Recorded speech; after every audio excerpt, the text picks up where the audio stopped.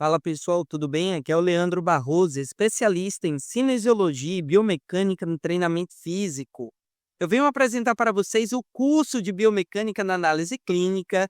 Esse é um dos vídeos onde eu estou dando uma palhinha sobre o que vai ser o curso em si. A estratégia é poder entregar para vocês um conteúdo rápido e eficaz, direto ao ponto, que vai facilitar a sua análise clínica com os seus pacientes na prescrição do exercício físico e vai ajudar você a não só reeducar posturas, como diminuir a dores daqueles pacientes de maneira clínica. Lembre-se, nem tudo é fortalecer para melhorar uma determinada lesão, visto que o profissional de educação física é um profissional de saúde e tem que também saber reabilitar. Então, nem tudo é fortalecer. Às vezes a musculatura já está encurtada e aí ela precisa ser alongada. Então, aqui, nesse estudo de biomecânica na análise clínica, a ideia é promover esse conhecimento para vocês e quem sabe, se vocês se interessarem mais pelo assunto, eu vou deixar um link depois debaixo desse vídeo aqui, na descrição desse vídeo, onde você vai poder estar contratando esse curso para obter melhores informações. Então, partiu! Aqui nós vamos falar sobre desvios posturais na pronação do pé. Então, olha só, uma simples alteração da pronação do pé pode causar diversos desvios posturais. Rotação da tíbia de maneira mais medial, lembre-se, médio-lateral, lateral-medial, certo? Lembre-se sempre dessa condição que eu estou explicando para vocês, que a gente vai usar esses termos. Então, esses desvios posturais na pronação do pé, pode ocorrer a inversão do pé, que seria uma pisada mais interna, ou seja, em uma pisada mais medial, certo? E causar aí alteração da tíbia, a rotação da tíbia, alteração do fêmur de maneira mais descendente, causando aí uma alteração no quadril, uma alteração na coluna e uma alteração no ombro. Ou seja, uma pessoa pode ter uma alteração no ombro devido à pisada dela. Então, é muito importante a gente compreender os desvios posturais na pronação do pé e como tratar essa pronação do pé. Aqui eu tenho uma pisada pronada e uma pisada neutra. Nessa imagem aqui não mostra a pisada supinada. Pisada supinada é uma pisada onde eu piso da linha medial, ó, aqui é uma linha medial, lateral. Então aqui seria a parte lateral do pé. Então toda pisada que eu executo como uma pisada médio-lateral é uma pisada supinada. Sempre que eu efetivar uma pisada médio-medial, é uma pisada pronada, certo? Porque é uma pisada internalizada, ó. Ela está mais interna, a linha medial. Antes de tratar, nós temos que compreender o movimento. Então, a compreensão do movimento se dá a pronação dos pés, ela acontece na articulação tarsal, transversa e subtalar. E temos ainda o movimento de abdução do antepé. Abdução do antepé é o pé assim, ó, para fora. Antepé é a pontinha do pé, então para fora. Junto com o movimento de eversão da articulação subtalar. Então, eversão é esse pé caído aqui, onde ocorre esse desvio postural aqui, certo? Como que eu vou ver isso? Né? Avaliando o teu paciente, avaliando o teu aluno, certo? Então, faça uma avaliação antropométrica para saber se essa eversão aqui vai prejudicar ele na LEC 45, vai prejudicar ele no agachamento, no afundo. Então, avalie, certo? Que às vezes um desvio postural desse aqui pode causar uma série de problemas quando você vai prescrever o exercício. E isso aqui, sim, por mais que a pessoa não esteja com lesão, pode acabar desencadeando uma lesão caso você não dê a devida atenção a essa correção postural. Músculos encurtados, sem muita delonga, sem muita enrolação, Vamos direto ao ponto. Músculos fibular longo, curto e extensor longo dos dedos. Certo? Laboratório de anatomia. No músculo fibular longo, também conhecido como perônio longo, ele é um músculo que ele se origina na fíbula, 2/3 superiores, e ele se insere na região cuneiforme medial, no primeira metatarsal base. E aí a gente vai olhar aqui que nesse laboratório de anatomia eu coloquei aqui, ó, dos músculos encurtados. Então aqui essa ação, vamos olhar, ó, a origem e seção. Então a gente tem a origem do músculo fibular longo, certo? E nós temos a inserção dele que é aqui, ó, certo? No primeiro metatarsal base. A ação dele é a pronação e flexão plantar do pé. Então todo movimento onde eu faço a pronação e a flexão plantar do pé, onde eu fico na pontinha do pé, que seria o exercício onde você faz de panturrilha, por exemplo, que fica na ponta do pé. Toda vez que você aciona esse o gastrocnêmio para fazer o movimento, né, de flexão do pé para ficar na pontinha do pé, você também está acionando o fibular longo. Então, se esse músculo está encurtado, você tem que compreender essa ação para fazer o processo inverso. Então, se ele está encurtado, você precisa alongar. Por exemplo, aqui no meu antebraço, eu tenho os flexores e tenho os extensores, certo? Se eu quero trabalhar, se o músculo está encurtado, então não é fazendo fortalecimento e encurtando mais ainda. Se ele está encurtado, eu tenho que alongar aí. Então, né, no nosso laboratório de anatomia, a gente tem que olhar para o ponto de vista da origem da inserção, saber quais são as articulações que permitem o movimento para poder alongar esse tipo de ação contrária do movimento principal que o músculo causa. Então, a gente tem que sempre pegar a ação do músculo e fazer o processo inverso. Isso é quando o músculo está encurtado, tá, pessoal? Da mesma maneira, tem o fibular curto, ou perônio curto, né, dos músculos encurtados, onde eu tenho a fíbula. A origem do fibular curto se origina na fíbula, na metade da fíbula em direção à região inferior, e a inserção desse músculo se encontra no quinta metatarsal, na tuberosidade superficial dorsal. Então, ele vem aqui e se origina aqui e se insere aqui, certo? Então, aqui é a origem e aqui é a inserção. Sabendo a direção, eu olho para a ação, onde eu tenho a pronação e a flexão plantar do pé. Então, qualquer movimento que eu faça a pronação e flexão plantar do pé, eu estou encurtando esse músculo mais ainda, porque eu estaria dando excesso de informação, excesso de fortalecimento, certo? Então, o músculo ele já se encontra encurtado, e aí eu vou dar mais um excesso? Não, eu tenho que alongar. Então, sabendo que esse movimento deixa ele mais encurtado, porque aqui é a maneira que ele é acionado, então eu vou fazer o processo inverso. Ao invés de fazer uma pronação, eu vou fazer uma supinação do pé. Essa supinação eu vou alongar tanto o fibular curto, quanto eu também irei alongar o fibular longo, certo?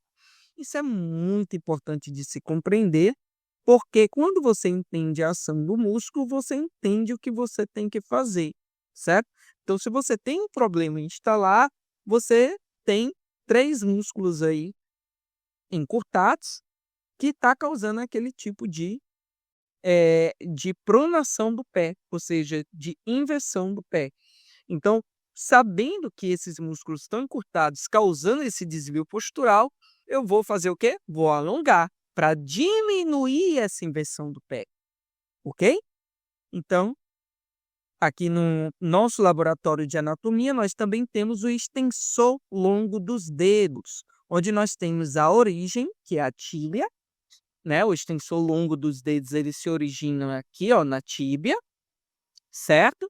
Mas ele também se origina na fíbula, então ele atinge um pouco aqui essa fíbula aqui também. Então ele atinge esses 2 ossos, certo? E a inserção dele é nas falanges distais e mediais do segundo ao quinto dedo, nas bases. Então ele vem aqui, ó, ele se origina e ele vem descendo de maneira descendente, onde ele se insere nessas regiões, ok? E a ação dele é estende do segundo ao quinto dedo. Então ele faz um trabalho de extensão do segundo, aqui, ó, ao quinto dedo, que seria o dedo mindinho do pé, e ele faz o processo de dorsiflexão do pé, que seria levantar o pé fazendo uma dorsiflexão, ok? Então, o que que é a dorsiflexão? A dorsiflexão seria você ficar apoiado só com o calcanhar, andar com o calcanhar, certo? Isso é uma dorsiflexão. Não o ato de movimentar, mas o ato de levantar o antepé e apoiar o calcanhar já é uma dorsiflexão. Eu só estou dando uma representação para você poder compreender melhor. Então, assim, sabendo dessa ação, eu vou fazer dorsiflexão para encurtar ainda mais aquilo que já está encurtado? Claro que não. Então, você deve alongar. Então, todo movimento que faz dorsiflexão curta, então eu vou fazer uma plantiflexão apoiando a ponta do meu pé no solo, alongando para frente. Então, lembre-se, compreender a ação do músculo para fazer a ação contrária. Você só faz a ação contrária daquele músculo se ele estiver encurtado. Eu quero deixar isso muito bem enfatizado, certo? Em caso de músculo fraco, não, ele não está fraco. Aí você tem que fortalecer, você tem que trazer a actina e miosina, aproximar, tem que fazer a relação da contratilidade do músculo. Então, músculo fraco, você, em tese, né, você encurta. O músculo encurtado, você alonga. Lembre-se sempre disso. Músculos fracos, direto ao ponto, tibial anterior, tibial posterior e tríceps sural fraxo. O que é o tríceps sural? É o nome técnico da panturrilha, gente, certo? Então, nós temos esses músculos fracos. E esses músculos fracos contribuem também para a pronação do pé. Então, esse desvio postural aqui ocorre também devido à musculatura que está fraca. Aqui no nosso laboratório de anatomia dos músculos fracos, nós vamos ver que tem origem, inserção também, e a ação. Olha só, vamos olhar no ponto de vista da ação, vamos ler junto comigo. Faz a dorsiflexão e inversão, que é a supinação do pé. Então, todo movimento que eu fizer uma supinação do pé, que é pisar com o pé da região médio-lateral, sempre que eu fizer essa supinação do pé, eu vou trabalhar o quê? O músculo tibial anterior. E sempre que eu fizer uma dorsiflexão, eu vou trabalhar o tibial anterior, certo? Lembre-se disso.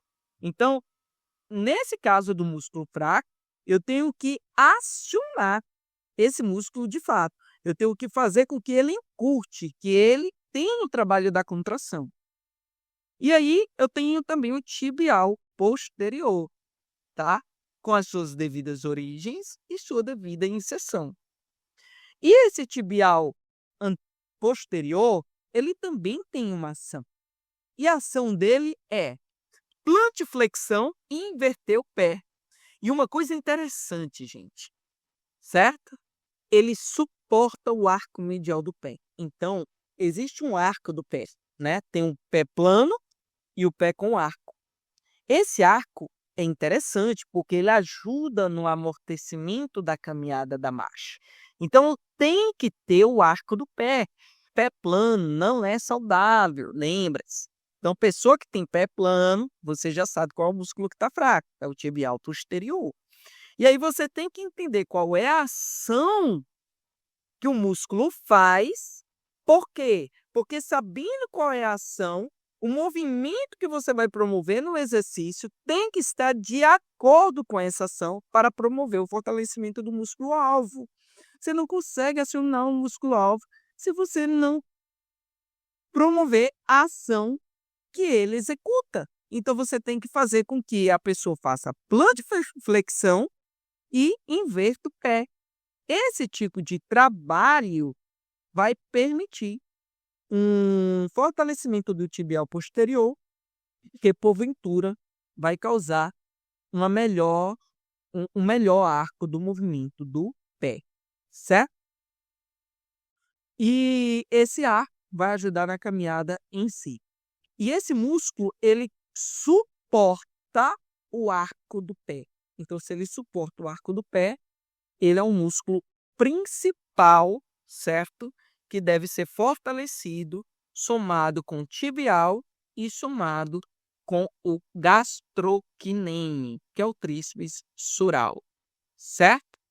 Ele também tem sua origem, também tem sua inserção, e na ação dele é a plantiflexão do pé quando a perna está estendida. Ele levanta o calcanhar durante a caminhada e flexiona a perna. Então, ele faz a ação de levantar, né, o calcanhar, quando você vai fazer o exercício de panturrilha, por exemplo, e ele também flexiona a perna no ato de você caminhar. Então, quando você faz a flexão do joelho, você faz essa flexão graças ao gastrocnêmio.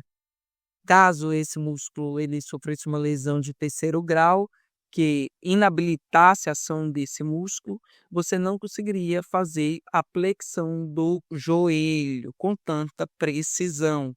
Os músculos posteriores da sua coxa poderiam até contribuir para a flexão, mas iria ter um prejuízo nessa flexão de joelho no momento da caminhada.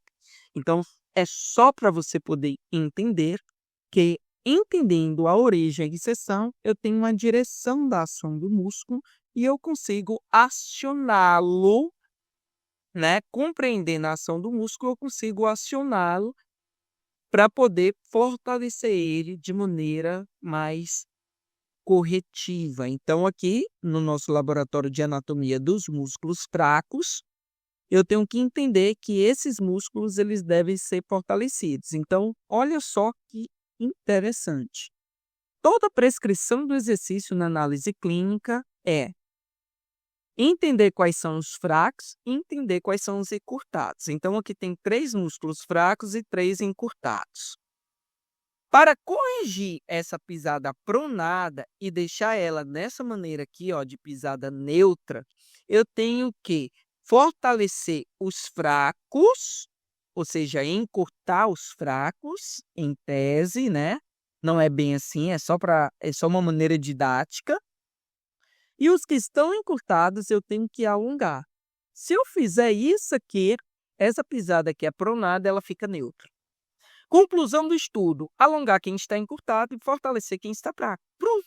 Daí temos uma prescrição de exercício para pessoas que têm uma pisada pronada, que está causando problema sistêmico em todo o aparelho locomotor. Observações do estudo clínico. Essa alteração de forma descendente, o que é descendente? De cima para baixo, pode ocorrer em função de um joelho valvo, ou seja, profissional de educação física que olha só para o tornozelo, pensando em fazer correções posturais naquele indivíduo, porque ele tem uma pisada pronada e ele acha que o problema está de acordo com a prescrição que eu estou passando nesse vídeo, e ele não olha o principal problema do paciente, que pode não estar no tornozelo e sim no joelho, como é o caso dessa imagem. Então, uma pessoa que tem um gueno valgo, certo? Pode estar promovendo uma inversão do pé. Ou seja, esse vídeo eu falo especificamente sobre a inversão do pé e como tratar essa inversão do pé deixando uma pisada corretiva, uma pisada neutra. Mas essa inversão do pé pode estar sendo causada pelo joelho, por uma alteração do joelho, geno valgo, certo? Então, lembre-se, eu tenho o joelho normal, tem um joelho valgo e tem um joelho varo. Varo seria aquela perninha de alicate, cambota, certo? Então, o joelho valgo, ele é um joelho, certo? Que aproxima os joelhos um do outro. Lembre de valgum, de cavalgar, certo? Que não permite cavalgar. Lembre-se sempre disso. Então, tudo que é valgo dificulta você cavalgar, certo? E aí, uma alteração, por exemplo, no tornozelo, olha só, pode alterar todo o resto. Ó, altera o joelho, altera o quadril, altera a coluna, altera o ombro, como eu disse anteriormente. Então, às vezes a pessoa está olhando aqui para o tornozelo, mas o problema está sendo desencadeado por uma alteração no joelho. Essas três articulações aqui, ó, quadril altera joelho, assim como quadril altera tornozelo. Joelho altera quadril, como também altera tornozelo. E tornozelo altera joelho, assim como também altera quadril. Então, ter uma visão clínica precisa é muito importante, certo? Lembre-se, aqui é uma linhagem de entendimento da visão clínica da educação física. Isso não significa que toda pessoa que vai ter uma inversão do pé é causada pela fraqueza dos músculos que eu citei anteriormente e pelo encurtamento dos outros músculos. Posso ser que tenha essas questões sim presentes, mas porque foi desencadeado por uma alteração do joelho, tá? E isso não significa que você vai tratar, certo? O problema principal pelo tornozelo, porque se o problema se inicia-se no joelho, então você tem que tratar o joelho. E a visão desse curso não é corrigir a postura do joelho.